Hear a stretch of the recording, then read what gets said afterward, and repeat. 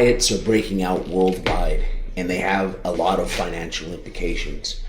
And those implications could bleed into crypto. They could help set the stage for a lot of use cases for cryptocurrencies. And I wanted to go over the riots and what's going on in each individual country pretty much first.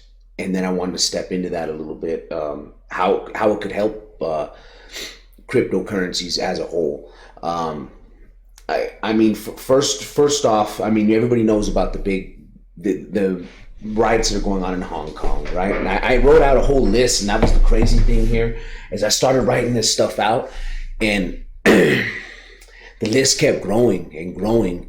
And honestly, I had a video made 3 days ago, and it was really pixelated, and I didn't feel that it was up to par to put up online, so I didn't do it. And since then, a couple things have changed on the world stage that I thought was it was a good thing, because I get to add those into this video and touch base on those as well.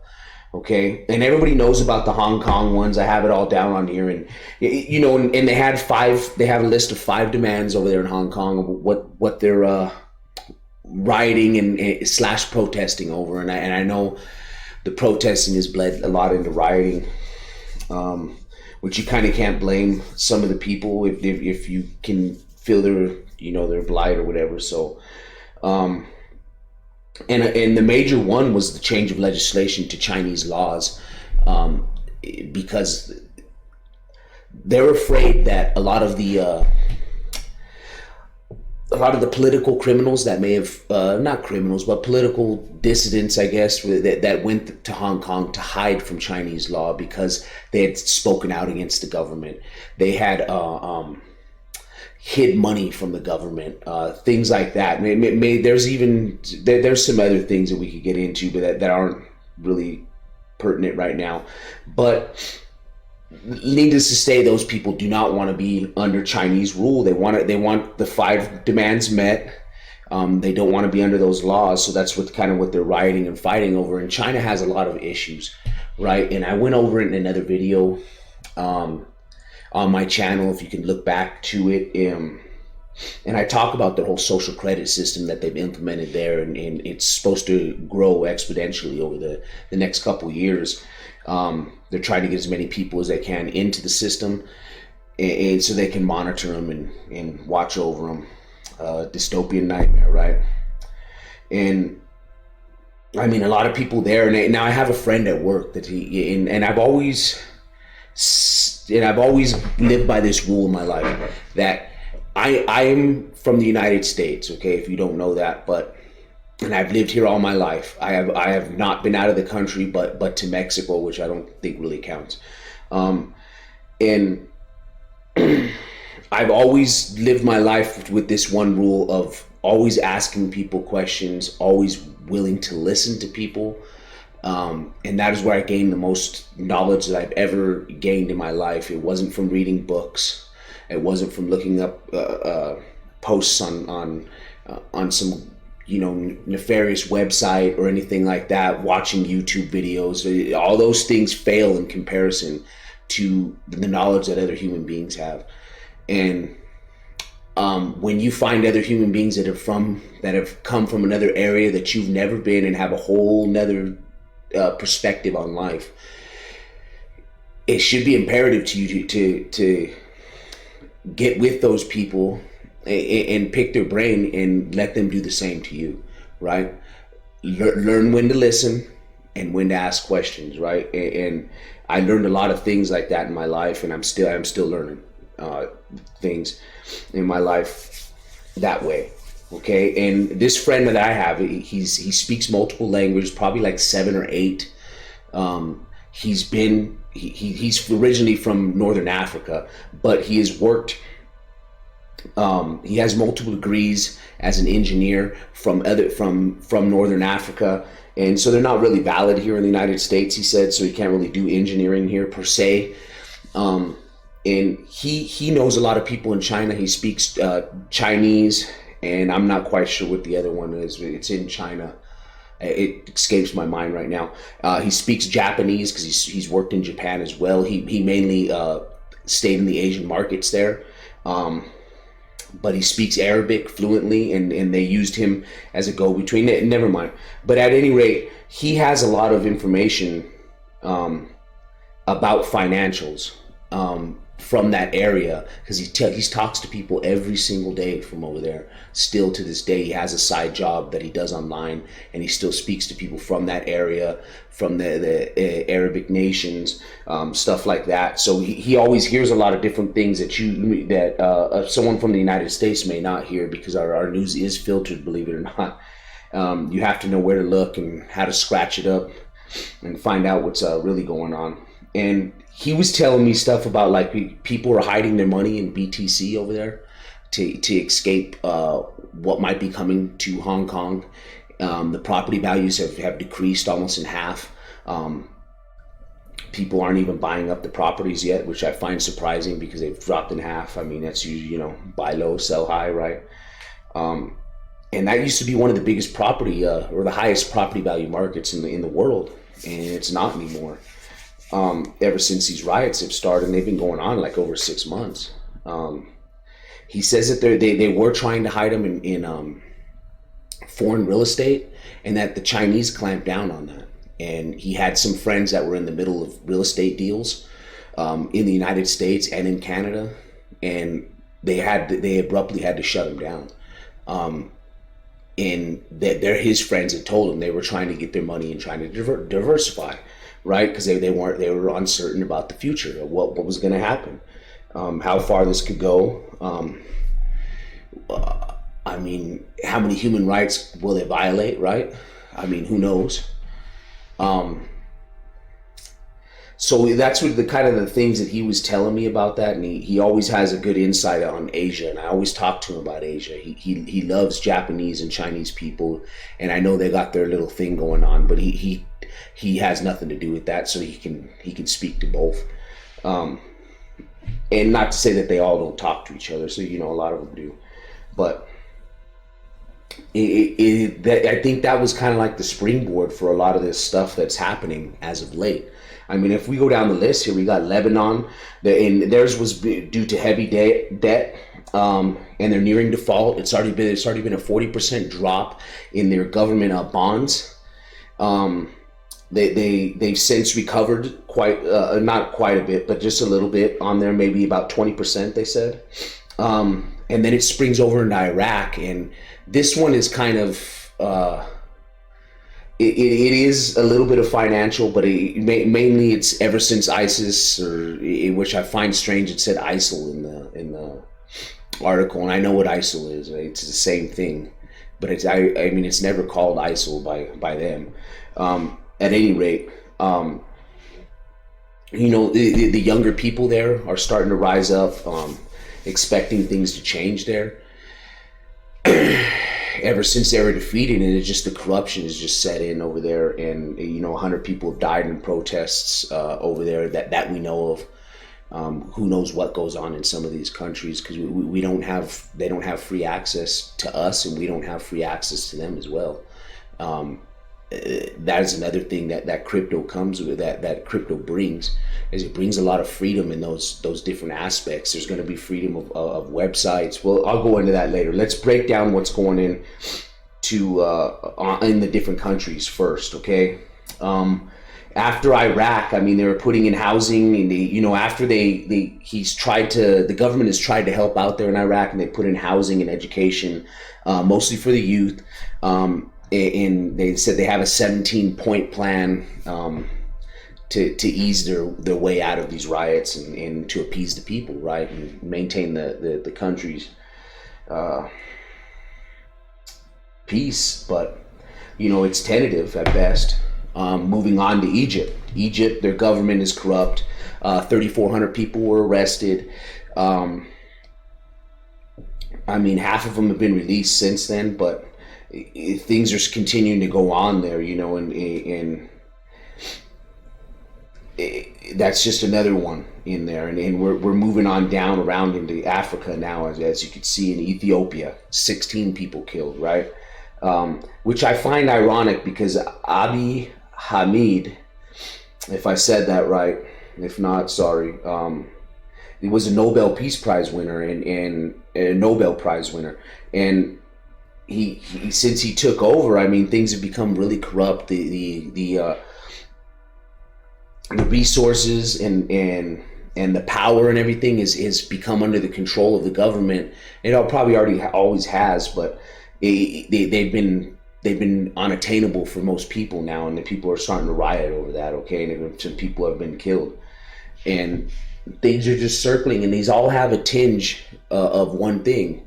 They have financial elements to them, and these are all things that I think crypto can fix. Chile, 15 killed. They mainly their main beef is healthcare costs, education, pensions, and it started over the transit hikes of buses and the trains over there that they have. And when that price hiked, it just spiraled and sparked into that was their moment to move that the people felt. So once that rate hike went in, Ecuador, okay, the same stuff's going on there. Bolivia, voting, they feel as if it's rigged over there in the voting, and there's been a lot of bloodshed in Bolivia too. They've beaten some people in the streets. I don't know of any killings over there as of yet, but who knows? Who knows what's going on there when these things destabilize and they go down. Nothing's decentralized over there, right? As far as internet or power or anything like that. So when something goes down, there's a lot of things that are affected, and a lot of things can't be told and can't be seen by outside entities, so that they can make sure that no human rights violations are happening, right? And I think that the main one, as of late, is France. And this one is starting to get really ugly, and this is the one that's been going on the longest. The Yellow Vest riots, right? And I found it ironic. That was the same thing I talked about that man at my work about as well. He's never been to France, but he has some relatives that went to France, that live there now. And he told me, he goes, man, he goes, yeah, I find it odd, and so does my family over there, that it wasn't really televised in the United States that much, and now it has been. But when it first kicked off, it was like every night it was, why wouldn't this be leading the story, right? The hour for the stories, and it wasn't. And he would always tell me stuff like that because he doesn't watch he doesn't watch TV from here. He has subscriptions from over in the countries that he likes. Okay, he has Asian ones and Arabic and stuff like that, and some in Africa, and because he speaks all those different languages, and he has like a pulse on the world, and he's not the only one that I talk to. He just ties into this because of the Asian aspect. He always teaches me some words in Japanese when he sees me. He gives me the word for the day type thing, which is cool. I love learning things, and he. And he was telling me about the Yellow Vest, and I started talking to him about it because I hadn't seen it on the news. I knew it was going on. I'd seen it on, a couple shady websites where you can get that kind of stuff, get some on-ground reporting, maybe somebody that went over there and that speaks English and did a video cast or a stream or whatever from over there that I got. But the Yellow Vest thing is starting to morph into something different, where they told him, about the what it was the taxes. They wanted to add a tax to the gas, and they told him, okay, we'll hold off for a year, and they said no, no. We said abolish, not get rid of, abolish, right? Not just a year.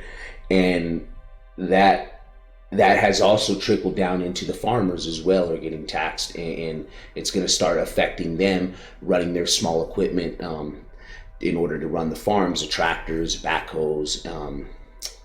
They call them like bobcats here. They're like little lifts and with buckets on them. And So the gas for that would also affect businesses like an excavating business or something like that. If you're running that, if you're a small business, that I believe was a 40% hike. I mean, that is utterly ridiculous, right? Could you imagine a 40% hike on anything, any tax that you're paying, like your gas, right? For say or let's say your electric bill or something like that. I mean, that would be a major hit, right, to your household.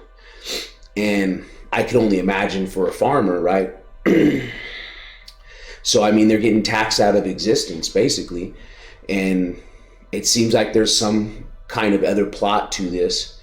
And I can't quite put my finger on it, but there's something bigger at play here. And I think that crypto can play a role in this. And it could go either way. Let me be honest with you, okay? It could go one way or it could go another way. It could go a malevolent way or it could go a nefarious way, right? This is kind of one of the articles I read on it, and it just kind of breaks down each and every single one, right? These countries, I mean, look at all these countries that are going through stuff here. And I mean, it kind of makes you think, like, are we heading towards something? Is the worm beginning to turn, right? I mean, even in speaking of Hong Kong, like over here, I read this article about how it fixes the protesters bad, and I looked at it and I kind of like thought about it, like, well, okay, so this company had protesters that were working for them, right? And they were banking through HSBC, and they suspended their accounts in order to pay their employees because they knew that some of their employees were protesters. So they were talking about how Bitcoin will solve this, and yeah and no, right? The blockchain, it's immutable, right? It's there forever. Anybody can see it. Now, if I have a wallet on my computer and I'm behind the great internet wall in China, I sign in, I grab my paycheck and head out to my protest, right? Now, they know what computer that's on over there because it's Bitcoin, right? It's not an anonymous thing. I know it was billed as that when it first came out, and everybody knows different now, right? You can find out, they can find through the blockchain who you are, what you've done, you know, unless you run a sophisticated mixer protocol or something like that and run it through all these different things to hide it. You would need a privacy coin for something like this. They would have to be paying their people in Monero or one of these other privacy coins. And there's even questions about that one, right? Who knows? I mean, what kind of backdoors are in things, unless you're a really technical person and you know for sure, okay, this code is immutable, right? And there are some that are. And I remember, I want to do a video about this one because this one touches home for me. Dash, formerly known as Darkcoin, right? And I mean, that's one that, you know, they're saying that's not really, you know, really that secure, but a lot of people are using it, and they're using it in like Venezuela a lot, to hide money and do things. Things are changing, right? And speaking of Venezuela and Hong Kong, I looked through some stories and I was looking at like Iran and Iraq, and I think it was this one, yeah. This one, it says an Iranian woman tears down anti-American banner. For the last 2 years, Iranians have chanted, "They lie and say America's the enemy. Our enemy is right here in Iran," right? Regime. So let me play this one.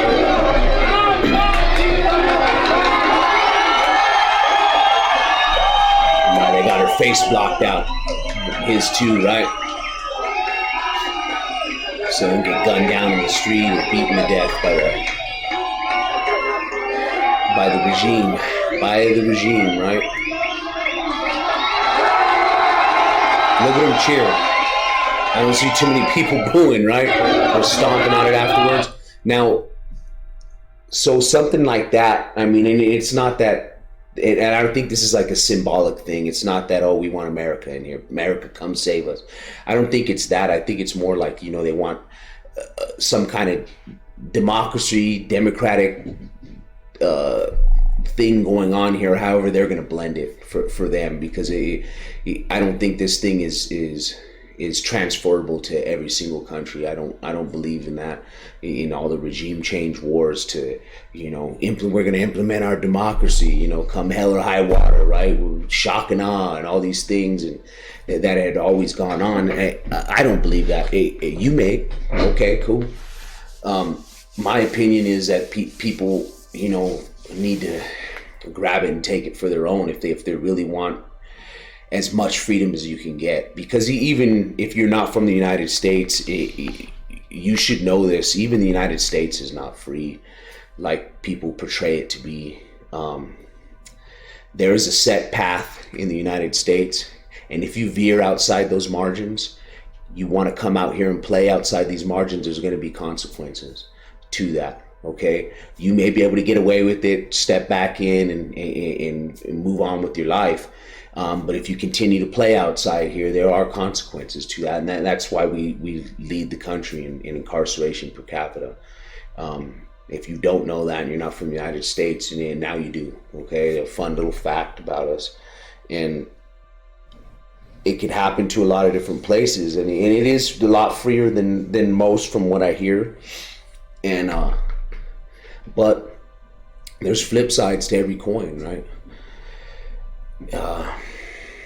You could go to these places and where these people are begging for this, and the reason I'm stressing this Iranian one is I saw a video which I cannot put up here due to obvious reasons, because this is playing on YouTube. I could probably get away with it on BitChute, which is where you should be. You get away from YouTube before it's too late. But it was a crowd of people being mowed down by machine guns. Okay. Things are getting hairy, right? And I think that Bitcoin and cryptos can change some of this type of stuff and help some of these people obtain some kind of freedom, a little bit more freedom, or at least some transparency on what is going on, so people can be called out for their malfeasance and their wrongdoings, their theft, the corruption that is going on in all those different countries. Those things can be hashed out. And let me show you this other one, Hong Kong. And I don't know if you did see this one. And this right here is these are protesters that were arrested. I'm not sure what they're saying. If anybody of you know what knows what it is, I'd throw in the comments what they're saying. You see they're handcuffed, and they're all pretty young. They're probably all the people that were screened and had the top choice organs, right? That's probably what those are. Take them to the camps, right? The re-education camps. So I thought that one was a little bit of sign of the times. It kind of filled in some things. And I noticed another, I don't have the article up here, man, I should have had it. And in southern China, that it just happened the other day, that there's a city that's having a riot over there. And this is within China. See, this is Hong Kong here, which is China. It is China, but they're, like I said, they're operating under different laws because of the whole British thing and the Passover and all that. But there was in southern China this riots and protests that happened, and the city gave up the people in the city gave up some of their land to the government, because the government said they were going to build this big refuge park or something like that, and lo and behold, they ended up building a secret crematorium. What do you need a secret crematorium for, right? What do you need that for? Is that where these people are going? What government needs that kind of stuff? I just found that odd, and then the other thing that had broke was from France, and France had said that they were going to run out of fuel because of all the riots and protests that of people are blockading the refineries. They're not shipping the oil or the what do they call it, petrol there, or after it's already produced and everything. So things are going from they're going to escalate here in the next day. Once there's no fuel, things are going to come to a screeching halt. But all of these things, and they can go either way, like I said, but all of these things can be helped and not solved, but they can be helped. And like I said, add some transparency to the whole issue if the blockchain is utilized correctly. Now, like I said with the one on the Hong Kong bank thing, like they'll know what you're getting paid here, right? Like I said, a privacy coin would fix that, or at least hinder the government from knowing who it is. They may know that this company's paying protesters, but they may not know who they are, right? And the other thing is,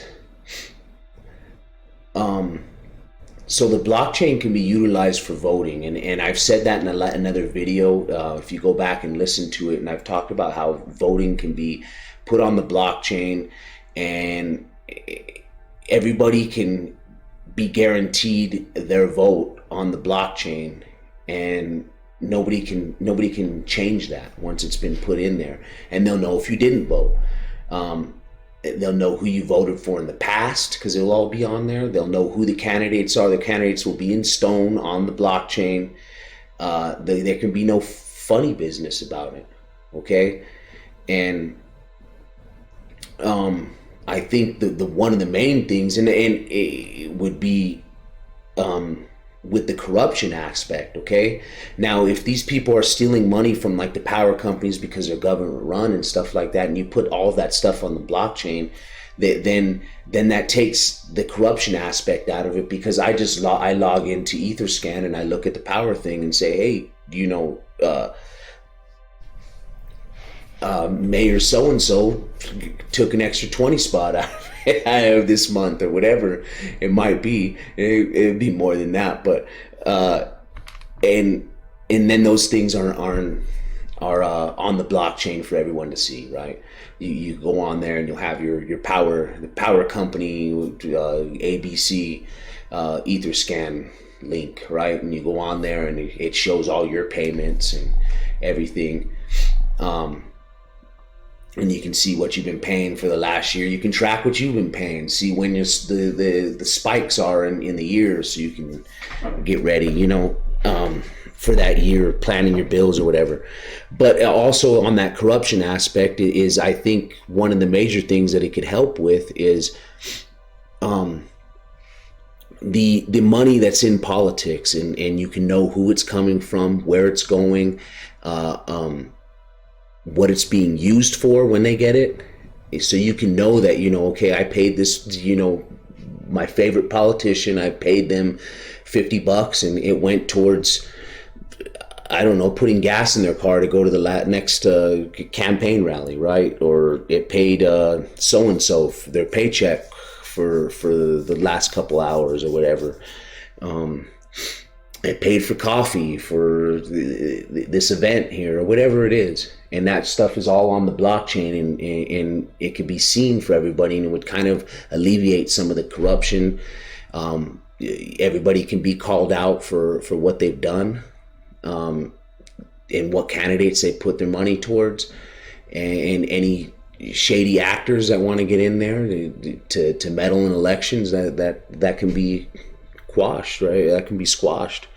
And I think those are a lot of things that can help a lot of these different places. And my honest opinion is that they have to be implemented in these different countries first. They can't go to these major countries. And China, I would have to X out of that. And maybe France might be a little bit too big, but maybe not. But some of these other, like Bolivia, Chile, Iran, Iraq especially. I mean, I don't know about the infrastructure over there for that. So I would probably lean more towards maybe like Lebanon or yeah, it'd have to be a smaller country that really has their infrastructure intact and their internet rolling right. It would have to be one of those type of countries. I mean, I don't know. I'd have to do some more thinking on that, on which ones it would be great. But you see what I'm talking about, right? It would have to go to a smaller country. These bigger countries, they're always, like the United States is always late to the party on everything. Okay, the regulation is always late. They wait.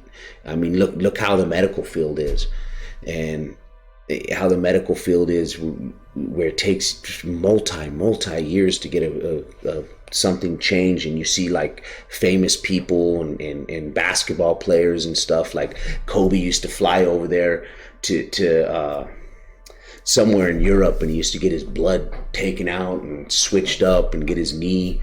I forget what you call it, where he would shoot that blood up in his knee and would help him. And this guy would play with a torn meniscuses and all this stuff and be fine.